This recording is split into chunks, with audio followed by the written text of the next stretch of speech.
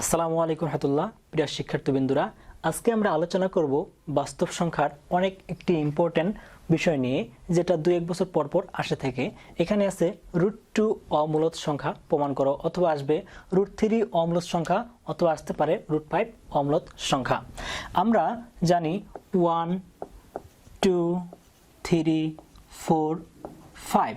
এখানে 1 2 3 4 5, এখানে এগুলোকে আমরা জানি কি সংখ্যা? এগুলো হচ্ছে কি আমাদের ধনাত্মক সংখ্যা বা স্বাভাবিক সংখ্যা, এবং এগুলো কি বলতে পারি? পূর্ণ সংখ্যা। এগুলোর মধ্যে 1 এবং 2 এর মাঝে আমাদের কি আর কোনো পূর্ণ সংখ্যা আছে? আমরা কিন্তু বলতে পারি 1 এবং 2 এর মাঝে কোনো পূর্ণ সংখ্যা নাই। এর মধ্যে আমাদের কোনো ডাউট নেই যে এর মধ্যে কোনো পূর্ণ সংখ্যা আছে। 2 এবং 3 এর মাঝে কোনো পূর্ণ সংখ্যা নাই। আমরা বাস্তব সংখ্যা রেখা থেকে আমরা জানতে পারি যে আমরা যদি ডান দিকে চাই, ডান দিকে হচ্ছে ধনাত্মক সাইড, 1 2 3 ডট ডট ডট এভাবে যেতে থাকবে। বাম দিকে হচ্ছে -1 -2 -3 এভাবে যেতে থাকবে। এখন 1 এবং 2 এর মাঝে আমাদের কোনো কিন্তু ধনাত্মক সংখ্যা বা পূর্ণ সংখ্যা নাই। এখানে আমাদের কি আছে? 1.1213 ডট ডট ডট এভাবে চলতে থাকবে। অসংখ্য অগণিত আমাদের সংখ্যা রয়েছে, কিন্তু 1 এবং 2 এর মাঝে কোনো পূর্ণ সংখ্যা নাই। তাহলে এবার আমরা আসি, 1 এর উপর যদি আমি স্কোয়ার দেই তাহলে আমি পাবো 1, 2 এর উপর স্কোয়ার দিলে আমি পাবো 4, 3 এর উপর স্কোয়ার দিলে আমি পাবো 9। আবার আমি যদি 1 এর উপর স্কোয়ার দিই আমি পাবো 1, 2 এর উপর স্কোয়ার দিলে পাবো 4, যদি আমি √2 এর উপর স্কোয়ার দিই তাহলে আমি পাবো 2। এখান থেকে দেখা যাচ্ছে যে আমি যদি 1 এর উপর স্কোয়ার দিই 1 পাচ্ছি, 2 এর উপর স্কোয়ার দিলে আমি পাচ্ছি 4, এবং আমি বলতে পারি 1 এবং 2 এর মাঝে যতগুলো সংখ্যা আছে এগুলো যদি আমি বর্গ করি তাহলে অবশ্যই 1 এবং 4 এর মাঝে থাকবে। তাহলে ওটা যদি হয়ে থাকে তাহলে 1 এর উপর স্কোয়ার দিলে 1 পাইলাম, 2 এর উপর স্কোয়ার দিলে আমি পাইছি 4, তাহলে √2 এর উপর স্কোয়ার দিলে আমি পাবো কি? 2 পাচ্ছি। সুতরাং আমি বলতে পারি √2টা 1 এবং 2 এর মধ্যবর্তী। তাহলে এখান থেকে আমরা কি স্পষ্টত বলতে পারি না? স্পষ্টত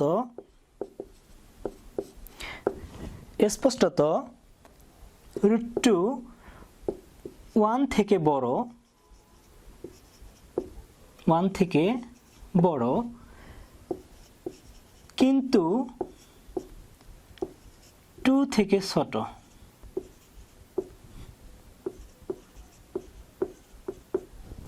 অতএব 1 less than √2 less than 2। যেহেতু আমাদের 1 এবং 2 এর মধ্যবর্তী কোনো পূর্ণ সংখ্যা থাকা সম্ভব নয়, সুতরাং আমরা √2 এটা যে আমাদের পূর্ণ সংখ্যা নয় এটা আমরা জেনে গেছি। তাহলে বলতে পারি সুতরাং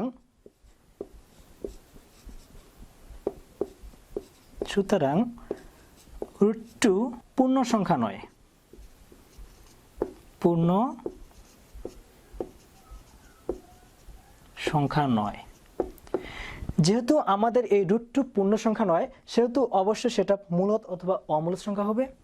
এবার যেহেতু আমাদের প্রশ্নে বলে দিয়েছে যে √2 অমূলত সংখ্যা, সুতরাং আমরা একটু কষ্ট করে জোর করে ধরে নিব যে √2 হচ্ছে আমাদের মূলত সংখ্যা।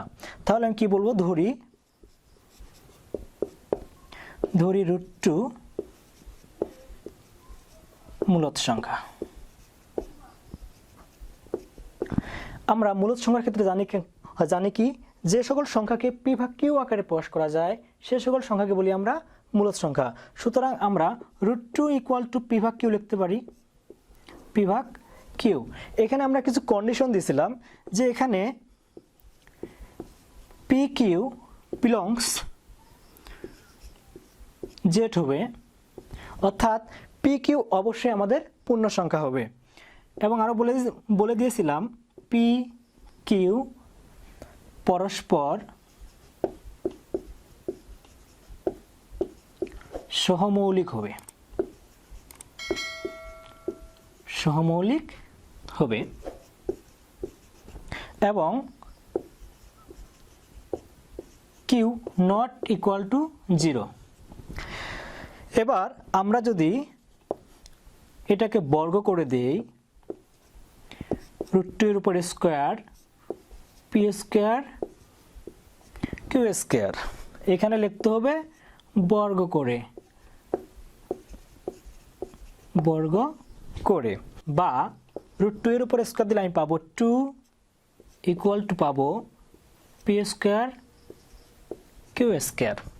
আবার এবার উপর দিকে যাই, তাহলে পাবো বা 2q equal to P square Q, এখানে আমি লিখব কিউ দ্বারা গুণ করে, কিউ দ্বারা গুণ করে। তাহলে এবার আমরা এখানে আসি, এটা আছে পি স্কয়ার ভাগ কিউ। আমরা যদি জানি যে কোনো পূর্ণ সংখ্যার বর্গ, সাপোজ আমি যদি বলি 5 ভাগ 2 হোল স্কয়ার, তাহলে আমি পাবো 25 ভাগ 4। 25 ভাগ 4কে যদি আমি ভাগ দেই, 25 ভাগ 4, তাহলে আমি পাই 6.25। এখানে 6.25 আমি কোনো পূর্ণ সংখ্যার বর্গ করতেছি, কিন্তু আমাদের আসতেছে দশমিক বা ভগ্নাংশ আকারে। আবার আমি যদি করি 3 ভাগ 2 হোল স্কয়ার, তাহলে পাবো 9 ভাগ 4, 9 ভাগ 4 পাচ্ছি 2.25। সুতরাং উভয় দিক থেকে দেখা যাচ্ছে যে আমরা যদি কোনো পূর্ণ সংখ্যার বর্গ করি, এখান থেকে দেখা যাচ্ছে যে আমরা দশমিক আসতেছে। সুতরাং আমরা এখানে যদি পি ইকুয়াল টু বা কিউ এর মানটা যদি আমরা 2 ধরে নিই, সাপোজ আমি ধরে নিলাম 2, তাহলে 2 গুণন 2 পাবো, উপরে পাবো পি স্কয়ার ভাগ 2।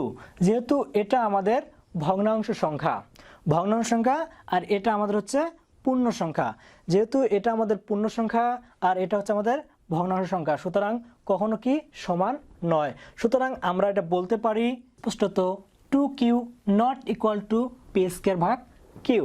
যেহেতু এটা আমাদের 2q not equal to P square ভাগ কিউ, সেহেতু আমরা বলতে পারি যে √2 মূলদ সংখ্যা নয়, √2 মূলদ সংখ্যা নয়। যেহেতু আমাদের √2 মূলদ সংখ্যা নয়, সেহেতু অবশ্যই আমাদের অতএব √2 হবে অমূলদ সংখ্যা, অমূলদ সংখ্যা। আশা করি সবাই বুঝতে পারছো। তো বন্ধুরা, আমরা √2টাকে যেভাবে প্রমাণ করছি, ঠিক আমরা √3কেও সেভাবে প্রমাণ করব।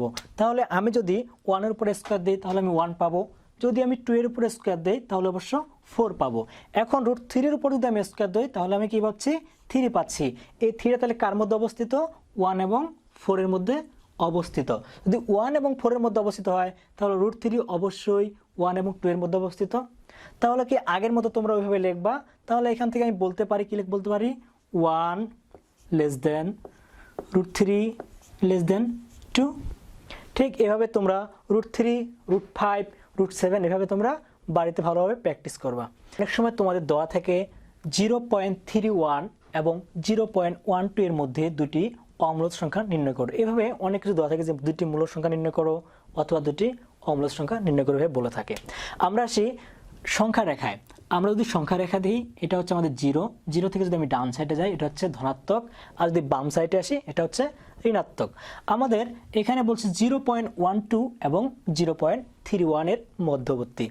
সুতরাং আমরা বলতে পারি এখানে 0.12 আস্তে আস্তে বাড়তেছে। এখানে তাহলে কি 0.31 আমি ধরে নিছি, এখানে হচ্ছে আমার 1। 0.12 এবং 0.31 এর মধ্যে কি আমাদের কোটি কোটি সংখ্যা আছে না? আমরা জানি তো যে 0.12 এবং 0.31 এগুলোর সংখ্যা মূলত কি হয়? 0.12, 14, 15 এভাবে কি ডট ডট ডট অনেক অসীম পর্যন্ত যাইতে থাকে। যেহেতু আমাদের বলছে দুটি অমূলদ সংখ্যা নির্ণয় করার জন্য, সুতরাং আমরা যে কোনো অ্যান্সার হবে 0.12 এর চেয়ে বড় হবে, কিন্তু 0.31 এর চেয়ে ছোট হবে। তাহলে আমি কি লিখতে পারি? আমি ধরে নিলাম তাহলে একটা অমূলদ সংখ্যা হবে 0.20502145 ডট ডট ডট। যেহেতু আমাদের অসীম পর্যন্ত বিস্তৃত এবং কোনো সংখ্যায় আমাদের কি পুনরাবৃত্তি ঘটতেছে না, সুতরাং আমরা এটা বলতে পারি অমূলদ সংখ্যা। এবং আরেকটি অমূলদ সংখ্যা আমি কি লিখতে পারি? b ইকুয়াল টু, আরেকটা লিখি 0.2456891 এইভাবে চলতি আছে, সুতরাং এ বি এটাও আমাদের একটি অমূলদ সংখ্যা। এখন বন্ধুরা যদি আমাকে বলতো দুইটি মূলদ সংখ্যা নির্ণয় করো, তখন আমরা কি করতাম, তখন আমরা দিতাম যে এখানে আমি তখন মূলদ সংখ্যা দিতাম, মূলদ সংখ্যা দুইটি, মূলদ সংখ্যা কি জানি, যেটা আমাদের কি সসীম হয়ে যায়, অর্থাৎ 0.12 দিছে, আমরা এখানে তাহলে এ ইকুয়াল টু আমি দিয়ে দিলাম 0. সাপোজ দিলাম 21, যেহেতু আমাদের কি এটা শেষ হয়েছে, এটা গণনা করা শেষ, অর্থাৎ সসীম পর্যন্ত, সুতরাং তখন আমরা এটাকে বলতে পারি মূলদ সংখ্যা। আবার বি ইকুয়াল টু আমি দিলাম 0.245245, অর্থাৎ এভাবে চলতে আছে। যদি এভাবে 0.245245 অর্থাৎ কি আবৃত হচ্ছে, তখন আমরা এটাকে কি লিখতে পারি 0.245 আবৃত চিহ্ন দিতেছি, সুতরাং এটাও আমরা বলতে পারি কি মূলদ সংখ্যা। যদি কোনো সংখ্যা বারবার ফিরে আসে একই সংখ্যা, ওইটা আমাদের কি হয় মূলদ সংখ্যা, সুতরাং এটা আমাদের মূলদ সংখ্যা। আজকে এ পর্যন্তই।